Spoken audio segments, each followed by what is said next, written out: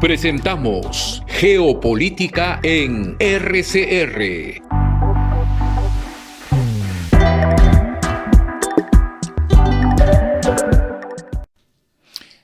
Muy buenas noches, estimados amigos. Buenas tardes o buenos días para quienes nos acompañan en otros usos horarios. Un poco afectado de la garganta hoy por esta fría noche que empieza en Lima o ya ha empezado en Lima. Vamos a tener un programa más gracias al Servicio de Red de Comunicación Regional en esta iniciativa que ya vamos a cumplir 2 años el próximo mes de junio, en forma continua, permanente, con carácter educativo, imparcial, no partidario, pluralista, abierto a distintas opiniones. Esta noche nos honramos en contar con la contribución muy importante de don Eduardo Quirós, panameño, de una muy importante trayectoria internacional que hemos difundido sistemáticamente desde que nos aceptó esta invitación, y quien, solamente diré 3 datos, tiene una muy buena experiencia y trayectoria en el sector público en cargos de viceministro, ministro, alta dirección de ministerios desde hace varios años. También una responsabilidad muy importante en la administración del canal y también, por supuesto, ha sido ministro de Estado. Nos honramos con tu presencia y te agradecemos la contribución que nos vas a dar. Esta noche quiero recordarle a los peruanos que en la historia de la República del Perú, Panamá está desde su comienzo. Inclusive las investigaciones antropológicas y arqueológicas han mostrado los vínculos que tenían algunas sociedades pretahuantinsuyanas con los habitantes de Panamá y del Istmo Centroamericano. Esto está completamente comprobado y yo tuve el honor y el privilegio, quiero decir, de escuchar estos primeros resultados de investigación, pero también durante las expediciones de conquista y constitución luego de los virreinatos. Y no vamos a entrar en este detalle, solamente quiero decir eso. Además, ya en el siglo XX, en distintos momentos y con distintos gobiernos, Panamá ha sido fundamental para el Perú, tanto en situaciones de paz como en situaciones de preguerra. Yo quiero solamente mencionar que en un periodo de la vida peruana, el gobierno de la República trabajó con una hipótesis de guerra, en el caso de los años 70, y en esa hipótesis tanto Cuba como Panamá eran 2 estados de singular importancia para el país, pero también en periodos de paz. No solamente en periodos de guerra, sino en periodos de paz hemos tenido esta muy estrecha vinculación con Panamá. Estamos seguros que esta vinculación se va a acentuar en los próximos años, tanto por factores económicos como por factores políticos y comerciales. Bienvenido esta noche. Hemos adelantado que tenemos de todo el conjunto de la agenda de reflexión sobre Panamá algunas cuestiones fundamentales que están en la prensa mundial y, por supuesto, surgen del interior de Panamá, no de una mirada desde fuera únicamente, sino desde el interior de Panamá, que es una perspectiva fundamental para no caer en interpretaciones ideologizantes o subjetivas respecto de la geopolítica o en general de las relaciones internacionales. Bienvenido, Eduardo, muchas gracias por tu participación. Quisiéramos pedirte que de la manera como más libre tú nos dijeras una primera reflexión, diciéndole a nuestros amigos que nos acompañan que habíamos pensado pues el tema de la relación del Ejecutivo con el Congreso, de la minería obviamente, del canal, en esas 3 cuestiones fundamentales y por supuesto las demandas sociales que están asociadas a varios de los procesos que Panamá ha vivido últimamente y siempre a lo largo de su historia, pero con la más absoluta libertad. Te ofrezco la palabra. Bienvenido y muchas gracias.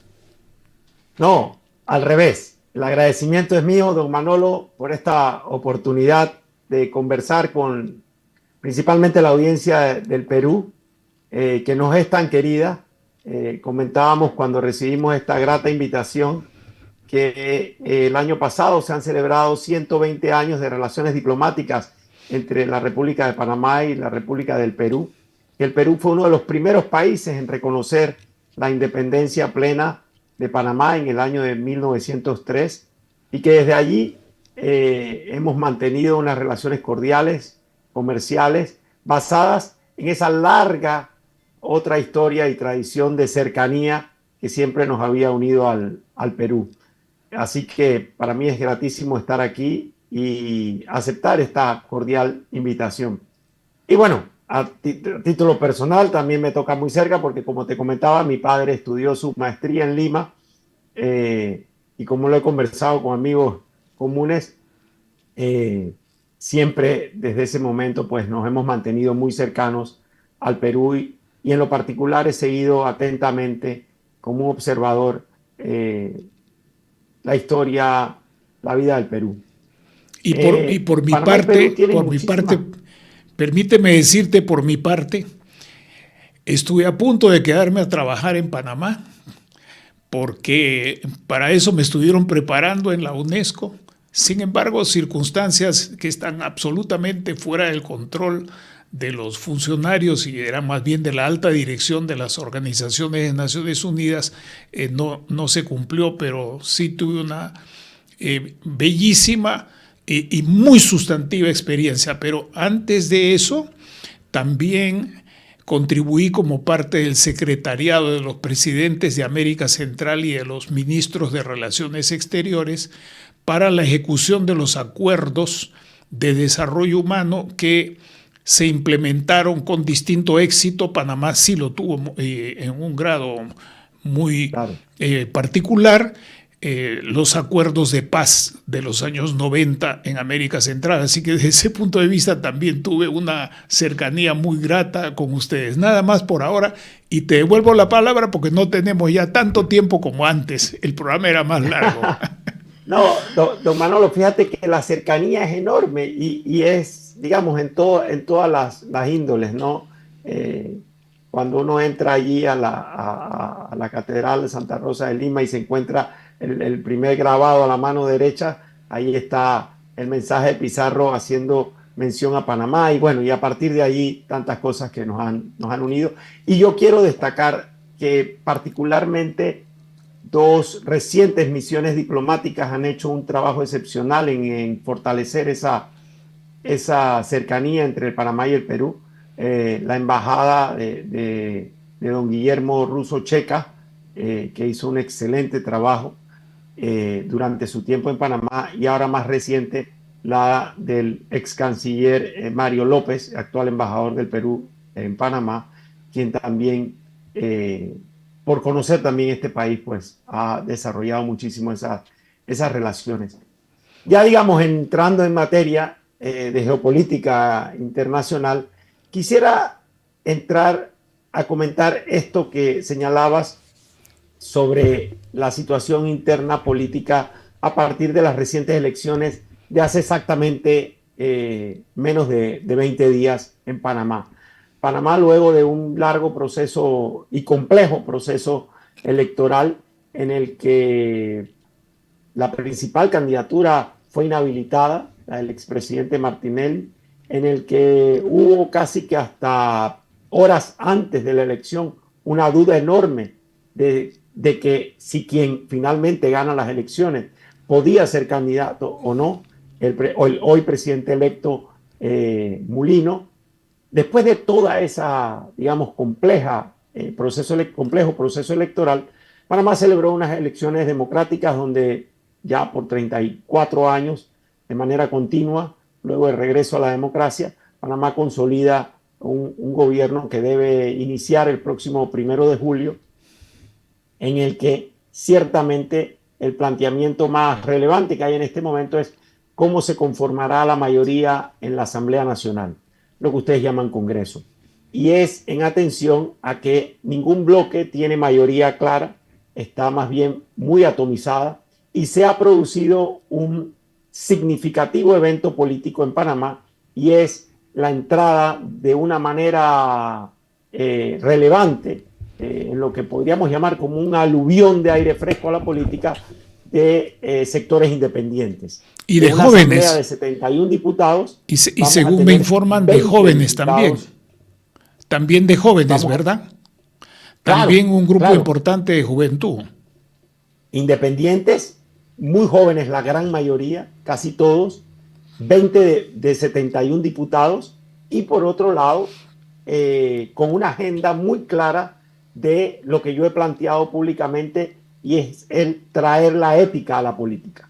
Entonces, hay un mensaje de refrescamiento en la política a partir de este triunfo muy sonante de los diputados independientes del denominado Grupo Vamos, que también tiene algunos triunfos significativos en los gobiernos locales.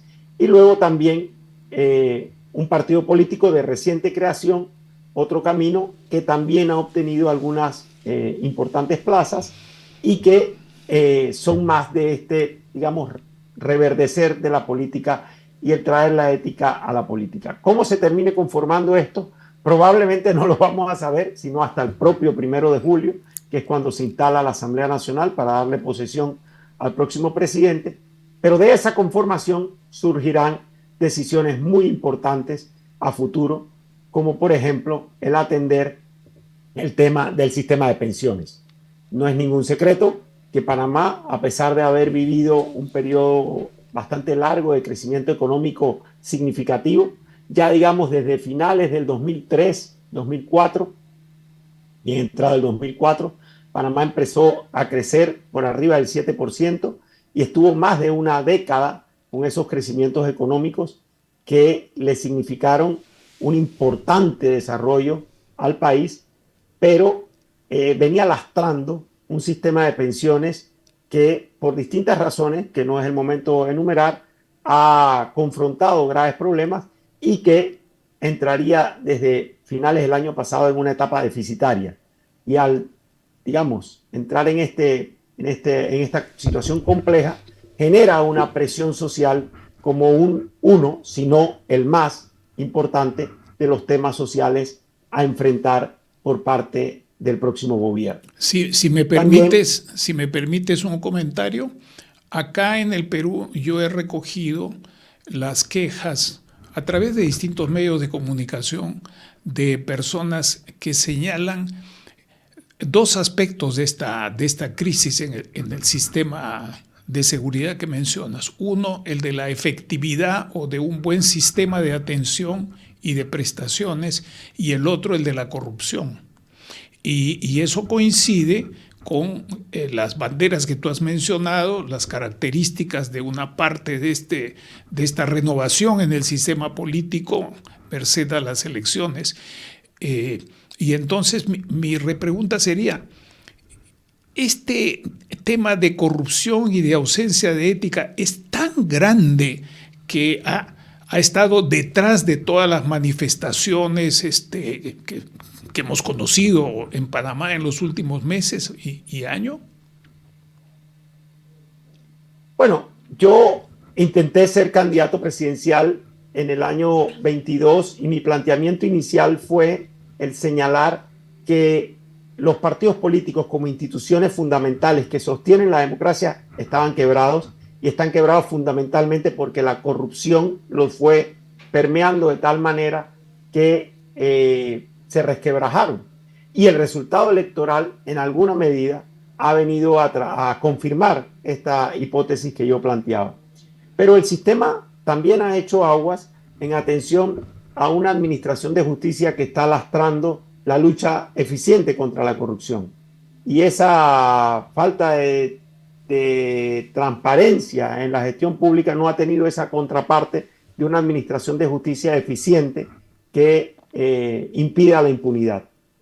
Y dentro de dentro de eso, pues también se ha generalizado la intromisión del crimen organizado, cosa que vivimos en todos nuestros países, lamentablemente, y que poco a poco, producto del narcotráfico internacional, producto de los carteles y de las demás instancias que van penetrando nuestras instituciones, han ido haciendo que esto se vaya agravando poco a poco.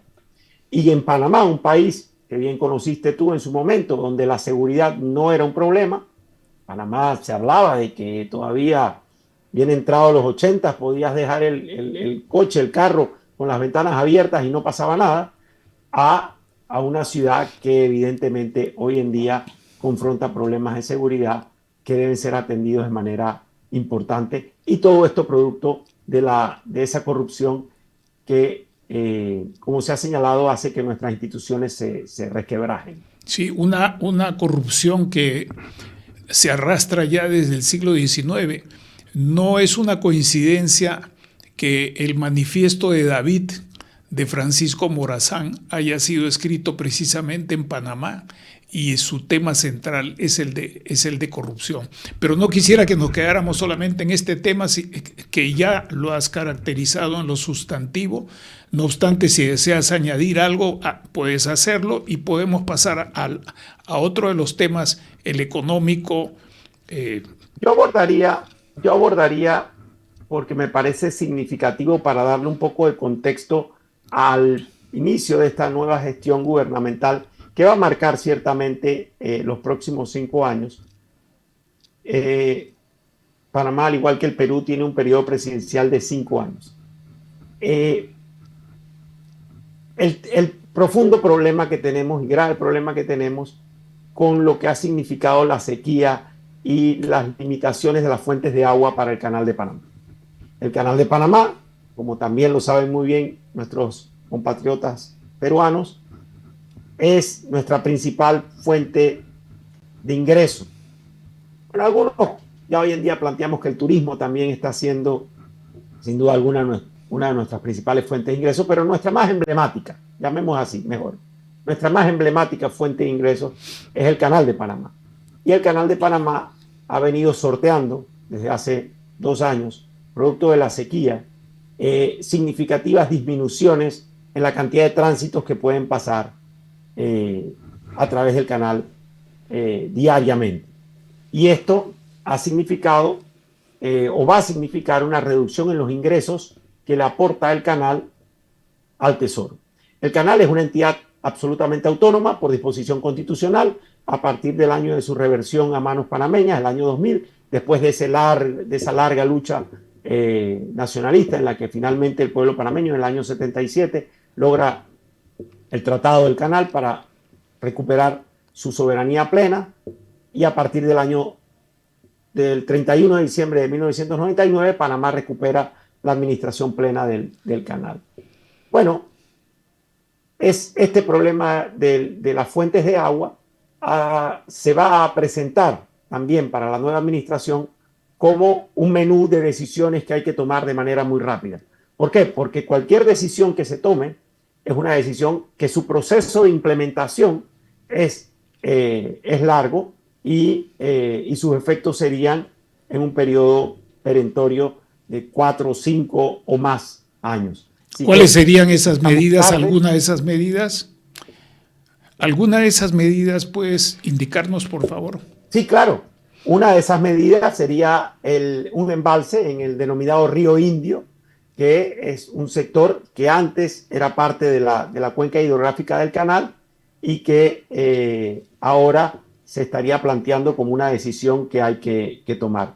Y luego, por supuesto, hay otras opciones, tal vez de menor relevancia, pero que colaboran en eso, también en el área de Bayano y de otros tipos de soluciones hídricas. Panamá tiene las posibilidades de atender el tema y de atenderlo de manera eficiente, pero hemos estado un poco retardados en tomar estas decisiones porque se requiere un gran consenso nacional y por supuesto se requiere tomar en cuenta a las comunidades y a las áreas donde se tienen que realizar estos embalses y por ende movilizaciones de de panameños y panameñas que viven en esos sectores. Entonces, es un proceso que lo importante es tomar las decisiones para poder ejecutarlas de la mejor manera. Y ese factor que mencionas, el factor humano, que Panamá también está formando parte de acuerdos internacionales que tienen que ver con la consulta de los pueblos, tanto para los proyectos de inversión nuevos o las ampliaciones. En su caso, no conozco el detalle de la forma como se ha reglamentado en Panamá, pero es un asunto evidente que además trae a la memoria el otro tema que sería importante que nos comentes, que es el asunto de la minería, porque esta participación en términos de protesta y de desacuerdo con la mina grande, esta importantísima que hay en términos cuantitativos, financieros y minerales y ambientales, mineros y ambientales en Panamá, es de importancia. Me gustaría que hicieses una vinculación entre el tema de la participación, tanto en el asunto del canal, que tiene una obvia dimensión antropológica y ecológica, como también en el tema de la minería, y cómo queda, en segundo lugar, cómo quedaría el tema de la minería. ¿Qué estaría pensando o planteando el presidente? Claro, en el tema del canal pienso yo que Panamá está abocado a tomar decisiones importantes. El Canal de Panamá, como decía, es una autoridad autónoma y ha preparado ya las posibilidades de abordaje de estos temas, y es cuestión de profundizar en ellos y tomar decisiones. Yo guardo la esperanza de que esto se va a llevar adelante de una manera rápida, y que los panameños comprendemos la significativa importancia que tiene el abordar estos temas de manera rápida para no solamente el bienestar del país, sino seguir cumpliendo con ese rol que Panamá tiene de cruce del comercio internacional. Recordémosle a la audiencia, para que lo tengamos como una referencia, por el Canal de Panamá transita poco más del 5% del comercio mundial, ¿no? Y todos estos desarrollos tan significativos como los que está haciendo el Perú en el puerto de Chancay y otros, son sin duda lo que hizo Colombia en el puerto de Buenaventura, son fuentes para mayor desarrollo de ese crecimiento logístico en torno al Canal de Panamá. Y por eso estoy seguro y estoy, digamos, convencido de que las decisiones vendrán, y que vendrán relativamente rápido. El tema de la minería es un poco más complejo. Así Tal vez debiera quitar la palabra poco. Es bastante más complejo, porque Panamá no tiene la larga tradición minera que tiene el Perú. Más bien por el contrario, Panamá es un país que en distintos momentos de su historia no ha sido muy cercano al desarrollo de la minería. Tal vez allí nos ha faltado más cercanía para aprender más de nuestros hermanos peruanos, de nuestros hermanos chilenos. Pero parte de lo que yo he planteado con respecto a esto es que Panamá se convirtió en un país minero sin una gran discusión, sin un gran debate nacional, sin una clara comprensión del tema. Y ahora lo hemos dejado de ser también sin una gran discusión, sin un gran debate, sino producto de unas enormes protestas en las que el pueblo panameño, casi que en las calles, tomó la decisión de cerrar este proyecto minero muy, muy mal ejecutado, pésimamente mal ejecutado, con un contrato que finalmente la Corte Suprema de Justicia termina señalando que tenía 25 violaciones a la Constitución. Un gobierno, el actual, o sea, el saliente, que llevó adelante el proceso de aprobación de ese contrato de la peor manera que se puedan imaginar ustedes, en la que no hubo las consultas apropiadas, hubo una imposición por parte del Ejecutivo y de la Asamblea. Para poner solamente un pequeño ejemplo, después de ya votado y de ya querer que se ejecutara el contrato, algunos diputados salieron a decir que habían votado sin haber leído el contrato. Ese tipo de situaciones, tal vez anecdóticas, pero revelan lo muy mal que se manejó esta situación, y significó las protestas sociales más relevantes del periodo democrático. las protestas sociales durante cerca de 2 meses.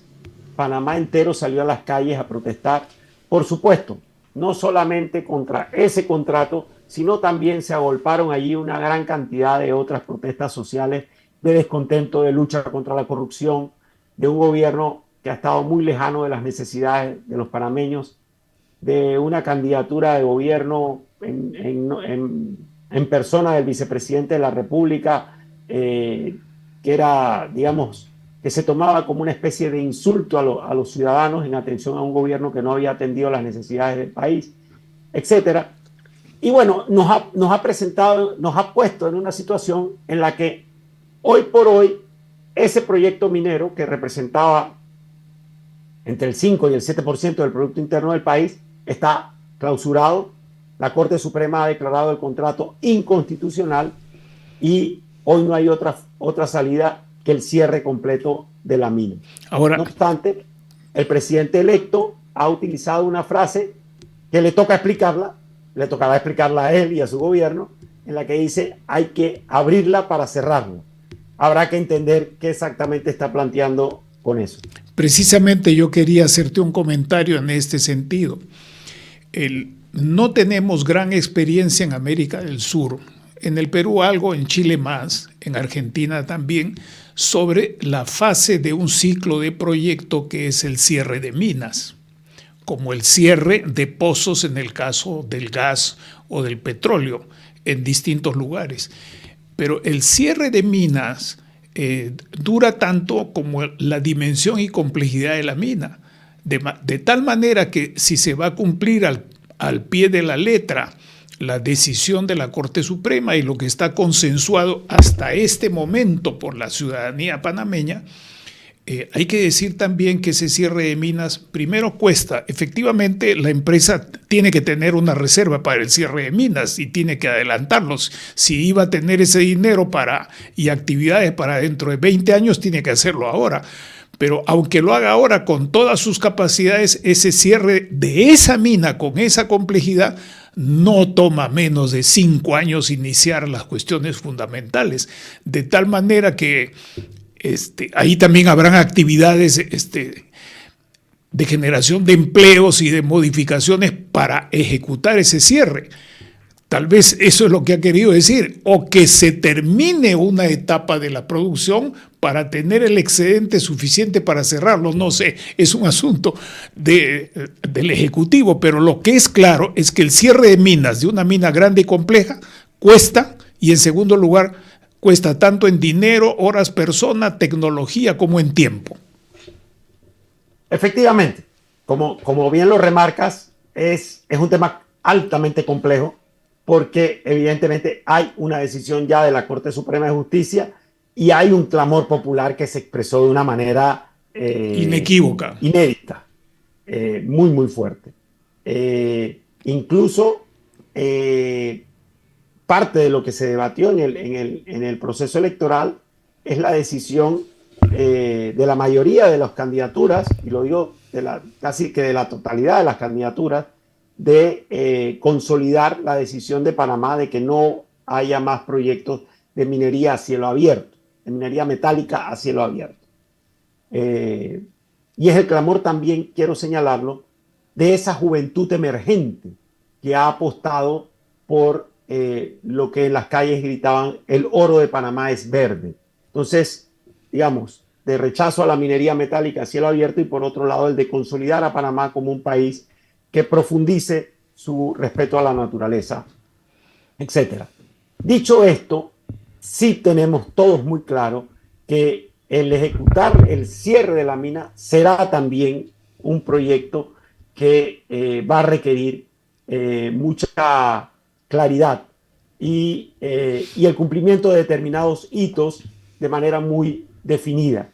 Yo aportaría en este sentido que creo que el gran reto del nuevo gobierno será el comunicar de manera transparente y clara cómo va a llevar adelante este proceso de cierre. Porque hoy por hoy no existe relación jurídica con quienes tenían la concesión, que es First Quantum, la empresa canadiense, no hay una relación jurídica. El contrato fue declarado inconstitucional y la decisión del Ministerio de Comercio e Industrias es procédase al cierre de la mina. Entonces, habrá que ver cómo el nuevo gobierno logra concitar suficiente credibilidad para ejecutar este proceso de cierre y que el mismo, sería mi consejo muy claro, se ve con una comunicación tan clara y tan transparente que genere la credibilidad en la sociedad de que ese cierre se puede dar, se va a cumplir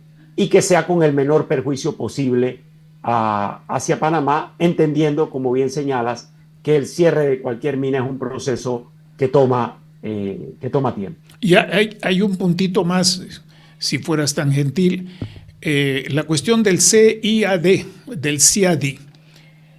Hay un proceso actuado por la empresa ante el CIADI que lleve a ese arbitraje externo a Panamá. Ahí estamos en otro de las aristas complejas de este tema, y es que al declararse inconstitucional el contrato, en la sentencia de la Corte Suprema de Justicia se han hecho una serie de consideraciones muy relevantes, y una de ellas es que el contrato anterior también había sido declarado inconstitucional, pero por una falta por parte del gobierno de la época, no había sido, digamos, ejecutada esa inconstitucionalidad. Entonces, Panamá tiene una posición que consideramos muchos es muy sólida si un arbitraje se planteara, o en este arbitraje que se ha planteado por parte de la empresa minera contra la República de Panamá. No obstante, como todos sabemos, pues estos arbitrajes son puertas que se abren y procesos largos que pueden tomar hacia cualquier dirección. Te acoto para interés de tu audiencia que el presidente electo ha señalado de una manera muy tajante que él espera que la empresa desista de los arbitrajes para poder entrar en conversaciones con ella. Entonces, ahí empezamos a tener un pequeño nudo gordiano, tal vez, pero no quiero adelantar mucho o no quiero adelantar criterio porque es algo que está en desarrollo, como dirían los periodistas, de poder establecer si efectivamente se logra destrabar este primer nudo gordiano para entonces entablar una posible conversación e iniciar un proceso que resuelva el problema. Correcto, lo que dices, ir más allá de eso en este momento sería demasiada especulación, ¿verdad? Sí, Lo que sí es evidente mucho es que juntando el tema anterior del Congreso, de la Asamblea y de esta iniciativa del Ejecutivo con el clamor y el sentido popular, lo más importante, me imagino, será, objetivamente hablando, en cuánto tiempo se logra un acuerdo, una convergencia de puntos de vista para poder dar andadura a este asunto y que no sea un ancla que esté fijada hacia atrás o deteniendo el impulso que pueda tener el gobierno en otros aspectos. Habida cuenta que al cerrar este recurso, también hay menos recursos fiscales y Panamá requiere para estas otras cosas, también para lo del canal, por supuesto, la reforestación y la atención a ese desarrollo ecoambiental que hablan muchos allá, siguiendo la vieja escuela de Ignasi Sachs. Se requiere dinero, eso es obvio, ¿no? Agreguemos dos elementos a digamos, a este intento de poner en perspectiva la situación actual de Panamá. Uno, esta administración concluye con un récord impresionante de endeudamiento. Panamá, que tiene un presupuesto anual de 32 mil millones de dólares, 32 billones, tiene una deuda de cerca de 50 mil millones. en la que esta administración que concluye de una manera irresponsable ha disparado significativamente. Y el otro elemento es que un poco producto de este manejo desordenado, por decirlo menos, que concluye, y tal vez también por el asunto en parte, por el asunto del contrato minero, una de las tres principales calificadoras de riesgo le retiró el grado de inversión al país. Y podía pensarse que tal vez ese era el trillo que iban a seguir las otras calificadoras. Entonces, entrar en una nueva administración podría ser, si las decisiones son adecuadas, podría generar un ambiente positivo y evitaría el que las otras calificadoras continúen ese camino. Y Panamá contendría de alguna manera esa ruta incómoda con respecto a su desarrollo económico. Debo decir también que el presidente electo ha hecho una designación en la persona de Felipe Chapman como ministro de Economía y Finanzas, de una persona con conocimiento, avesada, con mucha respetabilidad a nivel nacional, que también es parte de la apuesta que nos permite en alguna medida mirar con moderado optimismo el futuro. Pero cuando ves el cóctel completo, que es el que hemos intentado pintarle a la audiencia, comprendes cuando digo que son muchos y complejos los temas que están pendientes de decisión por la nueva administración y que no son temas que le van a permitir mucho tiempo para poder abordarlos, sino que básicamente todos los va a tener que abordar o por lo menos indicar de manera clara sobre cómo los va a abordar en los primeros 6 meses de lo que resta del año. Bueno, infelizmente este tipo de conversaciones tienen que privilegiar o dar un poco más de importancia a los temas espinosos, pero no es por un afán negativista, sino por tratar de esclarecer ante la avalancha de opiniones que yo llamo opinopatías y opinocracias que hay sobre los asuntos de Panamá, del Perú, de Brasil, de Irán, de lo que fuera, ¿verdad? Vivimos en ese mundo con esa avalancha. Entonces, con un ánimo de ser objetivos y tratando de aprovechar al máximo los minutos que nos quedan, el tiempo se está pasando muy rápido, quisiera que nos digas algo sustantivo. ¿Cómo ves tú el asunto de la migración? Que eso es todos los días en los noticieros de radio, televisión y redes sociales está el tema de la migración, el famoso asunto del Darién y demás. Pero concretamente, ¿cómo ves ese asunto y qué perspectivas ves tú que pueda tomar de manera eficaz la República de Panamá en este tema, que es uno de los más súper complejos que hay? Don Manolo, este es un tema particularmente neurálgico para Panamá. Quiero poner en perspectiva un dato o dos datos que le ayuden a la audiencia a comprender la dimensión del problema. Panamá es un país de 4 millones de habitantes. Somos 4 millones de panameños y panameñas. Y el año pasado, en el 2023, pasaron por el territorio nacional 500.000 migrantes. 500.000 personas entraron de manera ilegal por la frontera del Darién, la frontera entre Panamá y Colombia. O sea, estamos hablando de unas cifras impresionantes que tienen que atravesar todo el territorio nacional, porque evidentemente su objetivo es llegar a los Estados Unidos y para ello tienen que atravesar el Istmo de Panamá, cruzar a Costa Rica, seguir Centroamérica, llegar a México y llegar a la soñada frontera con los Estados Unidos. Para Panamá el manejo de esto no tiene proporciones, no tenemos capacidad de ningún tipo. Recordemos algo, Panamá a partir del retorno a la democracia tomó la decisión muy sana y positiva de no tener ejército. Panamá, al igual que Costa Rica, somos países que tenemos una fuerza pública, Policía Nacional. No tenemos propiamente un ejército. Se ha ido desarrollando con el tiempo una policía especializada en fronteras, un servicio especializado en fronteras, pero hombre, para administrar la migración ilegal común, normal, por llamarla de alguna manera, no estas cifras desproporcionadas, que evidentemente guardan relación, y aquí es donde viene el elefante en el centro de la sala, que guardan relación a lo que está viviendo la región.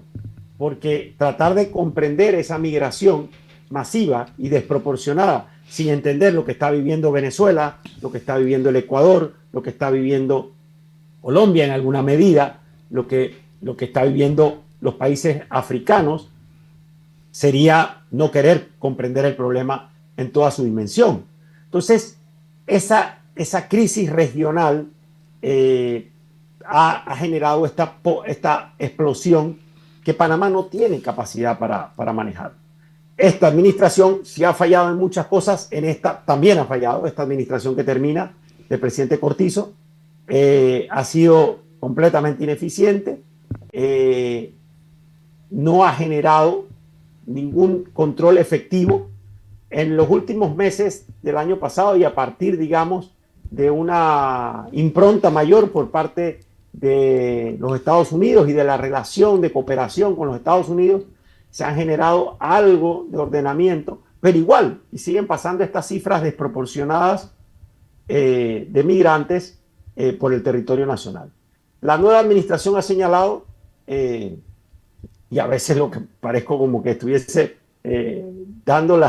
poniéndole vocería a las declaraciones del nuevo gobierno, que no lo soy, por supuesto que no, pero de lo que he escuchado y que puede ser de interés para la audiencia, ha señalado que va a generar algún tipo de cierre en la frontera. ¿Qué capacidad tenga para poder hacer esto? Bueno, yo creo que tanta como la que tuvo Trump cuando dijo que iba a hacer un muro en la frontera. No es fácil, no es un tema sencillo. Panamá y Colombia no tienen una frontera física, territorial abierta. Está el tapón del Darién, que es una selva inmensa, que ha ido desarrollando todos estos caminos irregulares, o trochas, como le llaman, irregulares, que han permitido toda esta migración. Pero tratar de enfrentar esto de una manera eficiente va a ser complejo. Y en mi opinión, requiere también que Panamá juegue un rol significativo e importante en las situaciones complejas que tienen el resto de los países de la región. Excelente con esta expresión tuya, que subrayo, aquí no se trata ni de atacar a un gobierno ni de defenderlo, salvo cuando las personas desean hacerlo.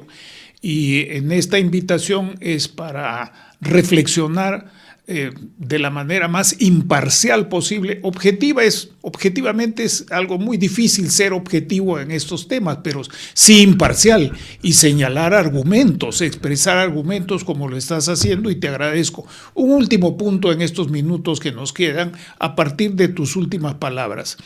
En América Latina, algunas personas bastante vinculadas a algunos gobiernos, como el del presidente Boric, particularmente Boric, han planteado, y no digo porque esto sea un asunto chileno, sino quiero dar la referencia como una idea de política exterior, de cooperación internacional y de geopolítica, nada más. Tal vez podemos dejar de lado la referencia al presidente Boric. Me disculpo por eso. La idea de que es posible una política exterior de no alineamiento activo, que a mí me suena a una especie de reedición contemporánea de no alineados. Pero el no alineamiento activo significa, para el caso de Panamá, tener relaciones muy complejas, tanto con los Estados Unidos, con el Caribe, pero también con América del Sur y con las grandes potencias que utilizan el tránsito para el canal para realizar su comercio internacional. Entonces, tus últimas palabras sobre esta posibilidad, ¿cómo aprecias tú que se orientaría la política exterior del presidente? Mira, no es un tema menor y la acotación que haces es relevante porque la realidad de la región está allí. O sea, no es algo que nos es de lo cual nos podemos divorciar. Todo lo contrario. Yo creo que plantear este tema sin entender que Panamá, a partir de la negociación de los tratados del canal, signó también el Tratado de Neutralidad Permanente. El canal, la fortaleza del canal de Panamá es su neutralidad. Esa es, digamos, la esencia de tener una vía acuática abierta al comercio del mundo. Y en alguna medida, y aunque sobre eso haya discusión, de si eso implica también la neutralidad de la República, algunos consideran que sí, otros consideran que no, pero ciertamente Panamá ha sabido jugar un rol de neutralidad en la región que para mi opinión ha sido muy positivo y significativo ya desde la década del 80, cuando los acuerdos de Contadora, como bien recordarás. Y tal vez más recientemente con la participación activa de Panamá en los intentos de negociación de acuerdos en Venezuela, en momentos finales del periodo Chávez todavía. Bien, yo siento que allí hay un rol por el cual jugar y yo he venido hablando de eso. Y esto lo acoto de una manera muy responsable.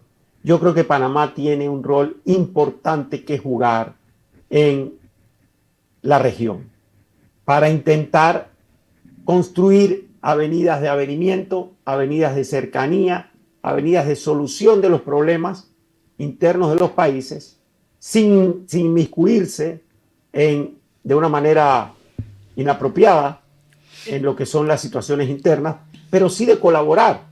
¿Por qué? Porque ahí estuvimos en Lima, en la firma de la Convención para el fomento de la democracia de la Organización de los Estados Americanos. Ahí estuvimos también en la consolidación de la Carta contra la Corrupción. Entonces, ese rol beligerante que algunos consideran que a partir de este triángulo que se ha generado entre Costa Rica, Panamá y República Dominicana, al cual Ecuador intentó sumarse de alguna medida también. Yo pienso que el mensaje relevante que podría mandar Panamá para servir a la región como punto de encuentro, como lugar de avenimiento, para consolidar, por ejemplo, que países como Venezuela logren, ojalá a través de estas elecciones convocadas para el mes de julio, deslindar su situación interna de una manera democrática y construir un proceso democrático que les ayude a resolver sus problemas internos, sería muy, muy importante. Sería particularmente importante el servir Panamá para que un poco bajemos el diapasón de la confrontación en la región, que lo notamos de manera constante, ¿no? Este reciente hecho entre Argentina y España, no puede haber latinoamericano que no observe con preocupación. No es esa la ruta que queremos ni que nos va a servir a los habitantes de esta región para crecer, sino la ruta de la cooperación, del acuerdo, del desarrollo, del crecimiento económico, comercial entre los distintos países. Entonces mi palabra iría más en la dirección de mi aspiración, de mi sueño, de lo que yo esperaría que la próxima administración panameña pueda jugar, y es un rol mucho más beligerante en que Panamá sirva, como lo ha hecho en muchas ocasiones a través de la historia, como lugar de encuentro para el avenimiento y para la construcción de acuerdos que fortalezcan la democracia en la región y de esa manera poder seguir construyendo futuro. Muchas gracias, Eduardo. Al terminar esta conversación, que de corazón y de mente te agradecemos, permíteme tomar lo último que has dicho respecto de la cooperación y la neutralidad para algunos asuntos que tienen que ver con el Perú, particularmente con el puerto de Chancay y otros puertos, porque hoy día eso nos coloca en un camino muy difícil, porque nadie escapa, así como en su caso Panamá le tardó bastante tiempo escapar del peso de los Estados Unidos. Otro tipo de relaciones comerciales y económicas también van a jugar un peso muy grande en el Perú. Y por otro lado, no quiero abusar, pero te agradezco mucho esta conversación y te pido por favor que tengamos una próxima conversación con otras personas. También hay nuevas elecciones, acaban de terminar las elecciones con un nuevo presidente en República Dominicana y Panamá sigue siendo un punto de articulación. Lo fue en la primera globalización en el siglo XVI, como todo el mundo sabe, ya no lo recuerdan de repente, y lo seguirá haciendo por razones de la geografía y de la composición humana de nuestro continente. Te agradezco muchísimo esta contribución y esperamos llamarte nuevamente para otra conversación junto con otras personas que queremos hacer unos programas especiales con un poco más de tiempo y en términos de panel. Muchísimas gracias por tu contribución, Eduardo. No, la gratitud es toda mía, ha sido muy agradable, el tiempo se nos ha pasado rapidísimo, lo cual indica que la conversación fue interesante y yo sí quisiera terminar tal vez profundizando en el hecho de que hay unas relaciones entre Panamá y el Perú que han crecido mucho en los últimos años. Ciertamente, esto que mencionas del desarrollo del puerto del Chancay, que guarda relación también con el interés de China de tener mayor injerencia en nuestra región, es un tema al que prestarle atención y ahí tal vez nos podemos hermanar más. Todavía podemos desarrollar esquemas de relacionamiento que nos fortalezcan y que nos hagan lucir un poco más grandes de lo que somos. Porque de lo que podemos ser. Exacto, si nos juntamos podemos ser mucho más relevantes y más potentes en un mundo que evidentemente ya empieza a despolarizarse, pero sin una clara comprensión de lo que eso puede llegar a significar. En el caso de Panamá, pues nuestros brazos siempre están abiertos, tenemos una magnífica relación y estima con el Perú, así que nos es y muchísimas cosas que nos unen. La comida peruana hoy en día en Panamá, como en el mundo entero, es la cosa más común que te puedas imaginar. Así que hay muchísimas razones para que estemos todavía más hermanados. Gracias. Vamos a juntar nuestros proyectos nacionales para poder ser algo viable, constructivo y decente. Muchas gracias.